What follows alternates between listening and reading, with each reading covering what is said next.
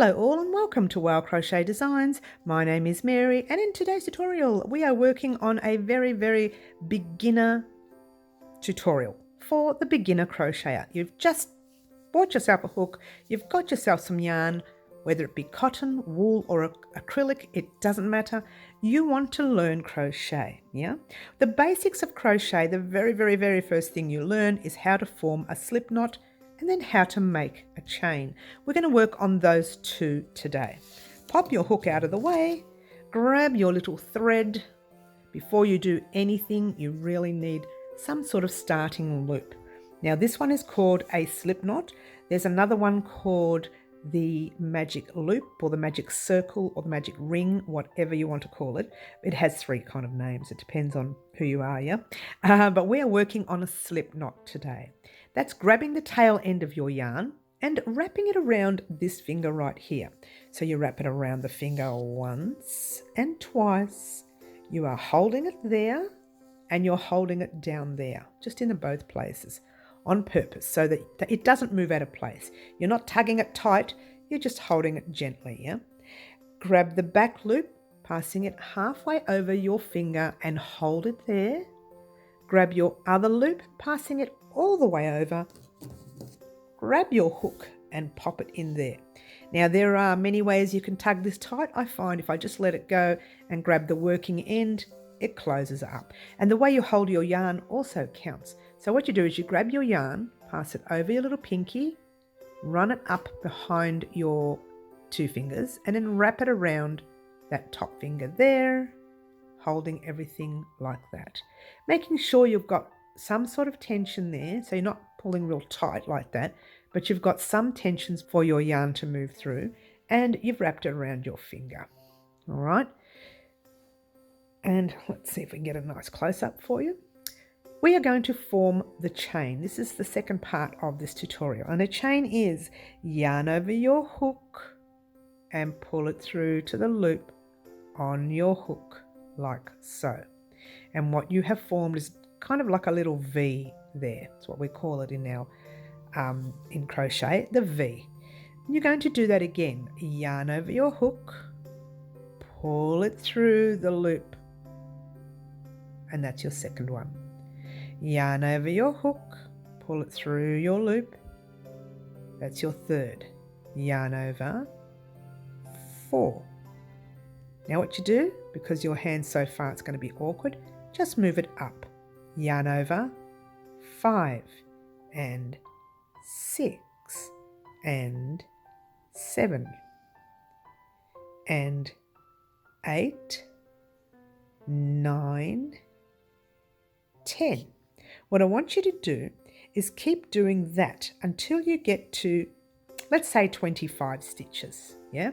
So that's 10, 11, 12, 13, 14, 15, 16, 17, 18, 19, 20, 21, 22, 23, 24, and 25. I'll wait for you to catch up.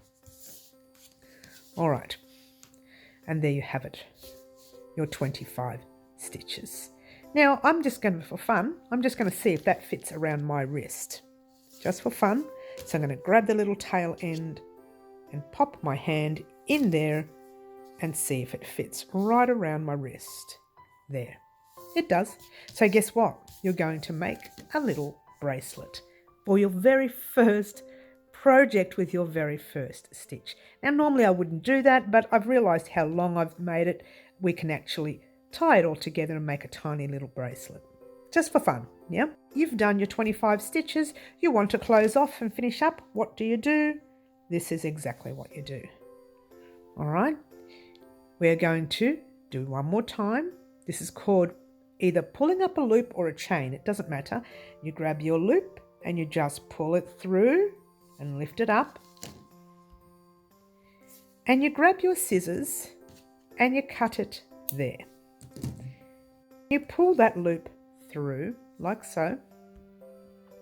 and then just gently pull it down, and that tightens that up, and it's made a knot. That's all it's done. So what you have now are your chains. Simply gorgeous, but you know what? You can make something with the chains. The tails are not even, that's okay. Just get your scissors, make them even. If you've left a really small tail, don't worry about it. You can make something out of it. Just make it real tight up the top.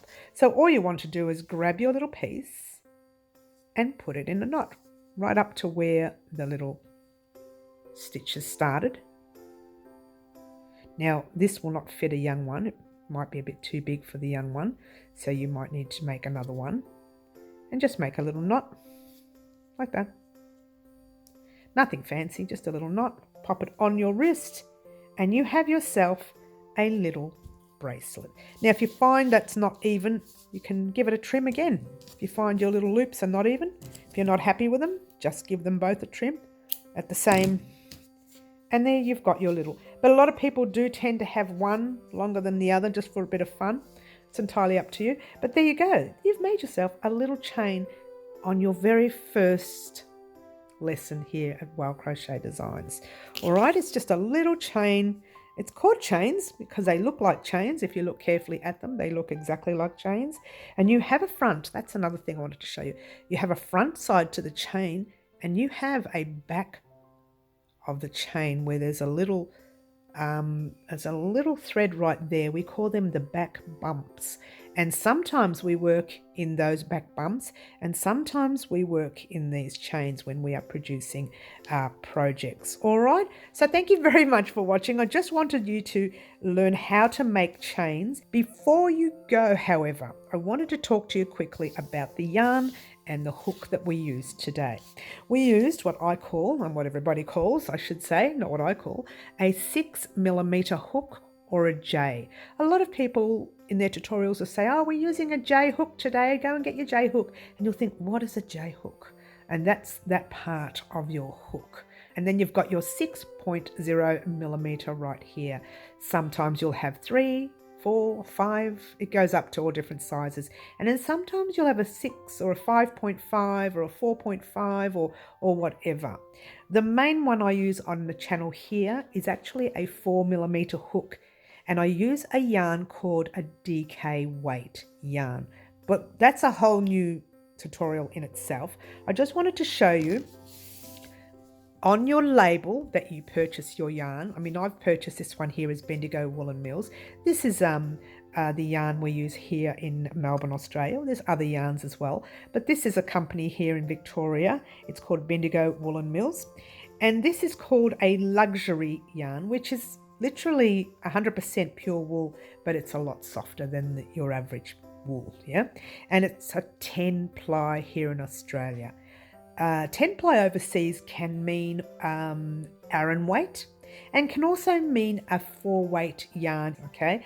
But we use the words 10-ply here, or the number 10. Now, if you look carefully down here, it tells you, right there, you can see it, it tells you what hook size to use, which is this one right here. See how it says your 5mm hook, or needles, which if you're using it for knitting. But I used a 6 today just because I wanted you to see the stitches clearly, yeah? But usually you would use the hook that it's recommended for that yarn.